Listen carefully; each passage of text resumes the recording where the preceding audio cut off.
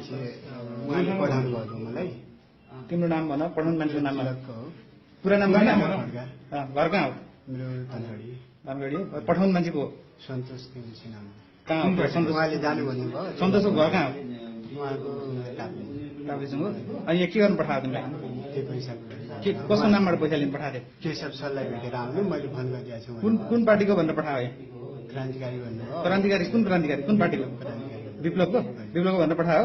अनि तिमी विप्लवको हो त? कहाँको? अनि उहाँले तिमी कहाँको पहिला भन न? त्यो मान्छे कहाँको? अखिलकै हो? अखिलको नेता हो कि के हो त्यहाँको? पशुपतिको? पशुपति होइन। कुन राष्ट्रिय कमिटी? राष्ट्रिय कमिटीमा छ? ल ठिक छ। तिमीले यहाँ मात्रै हो कि अरू ठाउँबाट पनि यसरी पैसा लिने गरेका छौ? यो पहिलो पटक हो? कति पैसा लिन आएको थियो? खै त्यो त केही भन्नु भएन। केशव सरले के भन्नुभएको थियो मैले त केही। अनि तिमी अखिलको मान्छे अनि अखिल क्रान्तिकारी बनेर आउने? त्यो त सर उहाँले जानु भन्नुभयो। तिमीले यहाँ किन भने त अखिल क्रान्तिकारी हो भनेर? म त भने हामीले सोद्धाखेरि किन अखिल क्रान्तिकारी भने? गल्ती भयो सर। गल्ती भयो। अन्त कहाँ गरेको यस्तो तिमीले? छैन। खोजौँ खोजौँ। यो खै त्यो अहिले ल ठिकै छ। ल डिटेल भयो।